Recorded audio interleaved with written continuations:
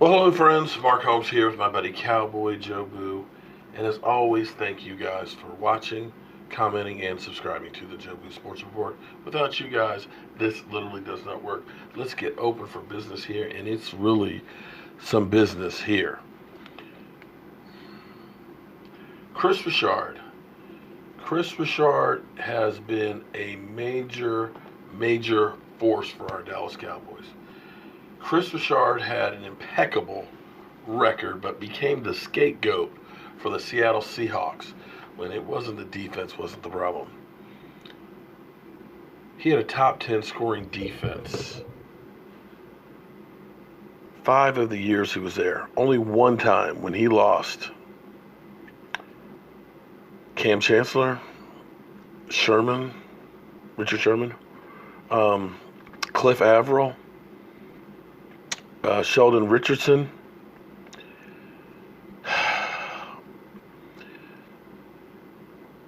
And the Cowboys were fortunate enough to get him. Make no mistake, this guy's an educator. This guy is a motivator. This guy is a guy that young men can relate to. And teams have taken notice.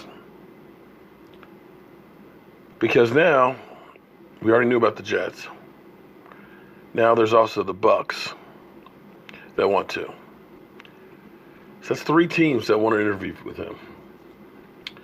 And needless to say, this guy, I'm sure, has aspirations of being head coach. Why wouldn't he? After being under Pete Carroll, having to deal with that, you know he wants his own gig. I think he likes being here with the Cowboys. I think it's definitely been a great experience for him. But there's nothing like being the head man in charge, about making a team in your own image.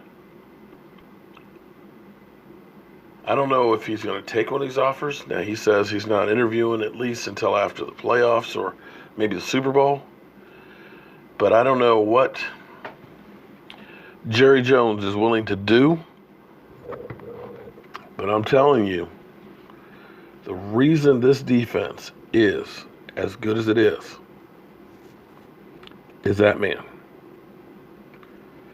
And I'm not giving him complete credit for everything because it was a team effort. It was Will McClay finding guys like Jalen Smith, Van Der Esch, and Antoine Woods, and DeMarcus Lawrence, getting a Byron Jones.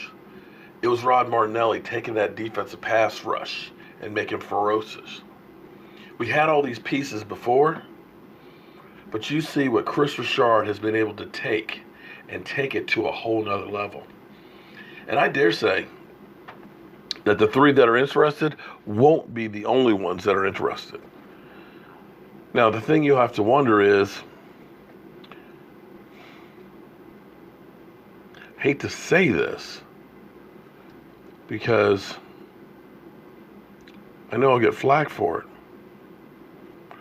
but generally speaking, black coaches don't get a lot of opportunities. And when they do come around, they're usually not the premium ones that you're looking for. You're talking about the Clevelands. You're talking about the Jets. You're talking about the Tampa Bays.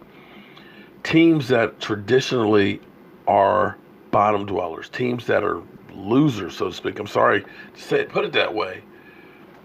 But when you're taking on an organization that's really not that good, and you take this job because you want to say you're a head coach, a lot of times you don't get a second opportunity.